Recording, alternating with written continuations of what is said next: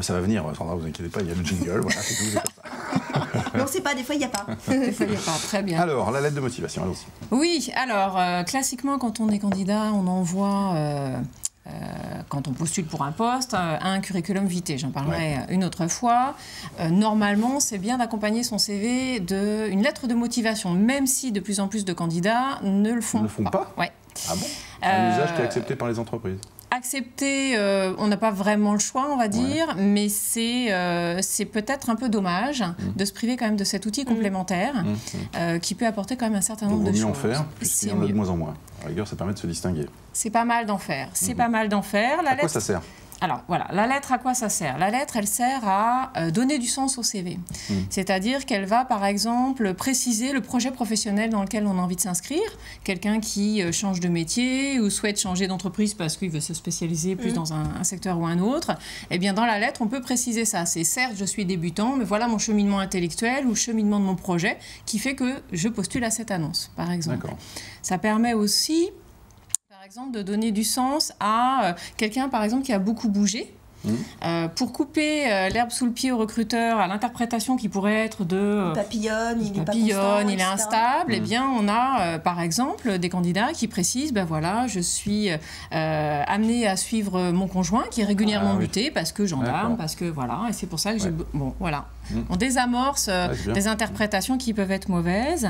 On peut également préciser dans cette lettre de motivation justement la motivation à venir dans une région donnée. Certains recruteurs s'arrêtent parfois à la lecture du CV à se dire bah, tiens, il n'est pas de la région, qu'est-ce qu'il vient faire à postuler chez moi? Donc dans la lettre, on peut illustrer en disant bah, voilà, j'ai envie de m'installer en Vendée, très belle région. Je suis originaire d'ici. Parce que je suis originaire d'ici ou je souhaite avoir une qualité de vie un peu différente, par exemple. Donc on met vachement de personnel dans la lettre de motivation. Oui, c'est ça.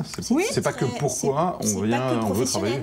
C'est ça. Ça donne du sens en fait au projet et à la candidature que le recruteur vient de recevoir sur son bureau. C'est là où c'est intéressant, parce que dans un CV, on ne va pas glisser ça, je veux revenir dans la région. Ou... bien sûr. Non, mais je ne pensais pas qu'on pouvait le mettre dans la lettre, on peut se dire qu'on va le dire à l'entretien. Non, c'est bien de le préciser dans la lettre, même si la lettre n'est pas centrale dans un recrutement, c'est le CV qui va être d'abord traité. La lettre peut permettre que finalement, on ressorte la candidature sur le haut de la pile, parce qu'elle donne du sens à ce CV, là où, lu comme ça, voilà, pas de la région, projet qui n'est pas en cohérence avec les diplômes, etc. Voilà, donc ça peut être intéressant malgré tout de... Dernier point qu'on peut mettre dans la lettre. Un dernier point, c'est par exemple de préciser ses prétentions salariales. Alors, vigilance sur le sujet. C'est ça que j'aurais dû faire. J'ai tout loupé. Alors, on va procéder avec beaucoup de précautions.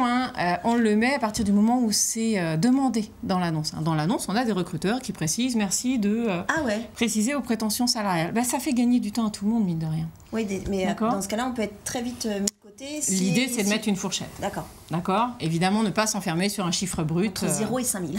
Par exemple. On parle plutôt en kilo-euros annuels. Ah, pardon. Donc, très bien. Mais 5000. J'ai parlé en kilo-euros annuels. On avait bien compris. La lettre de motivation, il est 2 règles d'or donc pour la présenter correctement. Oui. 2 règles d'or. Alors, je vous ai emmené un exemple.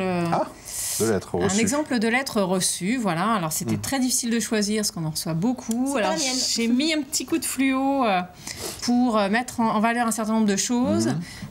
Donc, sur ce qu'il ne faut pas faire, d'accord? Avec le cher Optime RH, voilà. Donc, je ne m'appelle pas Optime RH. D'accord? C'est mieux de mettre monsieur, madame. Société, oui, c'est ça. Ok. Et puis, quand on lit la première phrase, eh bien, elle n'est pas française. La deuxième, à peine.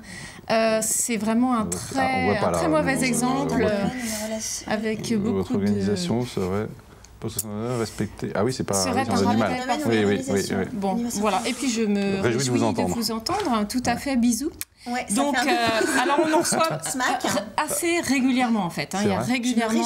C'est-à-dire que c'est écrit parlé en fait. C'est un écrit parlé, des fois on se demande, enfin c'est des lettres types par exemple qui sont piquées à droite à gauche, on nous appelle par plein de noms d'entreprises différents, enfin donc la première règle d'or c'est de personnaliser la lettre, au moins d'adresser la lettre à la bonne personne à qui on l'envoie. D'accord, mettre le nom de l'entreprise. Si on ne connaît pas le nom du recruteur, on met Madame, Monsieur. D'accord.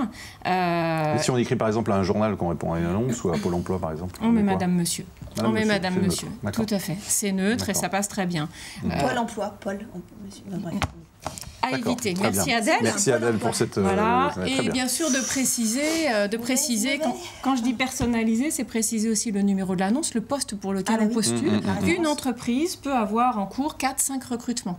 D'accord, avec des compétences qui sont proches. Oui. C'est pas au recruteur de choisir à quel poste le candidat postule. D'accord. Et puis Donc, fait en il faut bon français, préciser. ça c'est pas mal. Alors la deuxième règle, on écrit en français.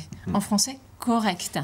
Il faut savoir qu'aujourd'hui, sur 10 courriers reçus, on en a 2 qui sont écrites en français correct, sans faute, grammaticalement correct.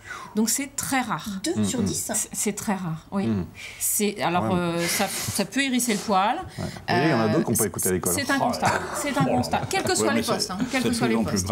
Et la lettre de motivation, c'est tapé Alors ça c'est la grande ou question. manuscrite? Ça c'est la grande question. Les deux sont possibles. Il ne faut pas se contraindre en tant que candidat à coûte que coûte écrire à la main. Quand on est candidat, on peut être amené à postuler à beaucoup d'offres. Mais il y a les graphologues et tout ça, vous savez. Tout à fait. Quand c'est précisé dans l'annonce. Ça peut être précisé, écrire. Oui, et lettre manuscrite, on l'écrit effectivement. Si c'est pas précisé, on peut le faire en ordinateur. Oui, sans problème, bien sûr, bien sûr. Ah, d'accord. Par contre, c'est pas parce qu'on est sur un ordinateur qu'il faut se lâcher et raconter sa vie et faire trois pages de On peut faire combien de lettres.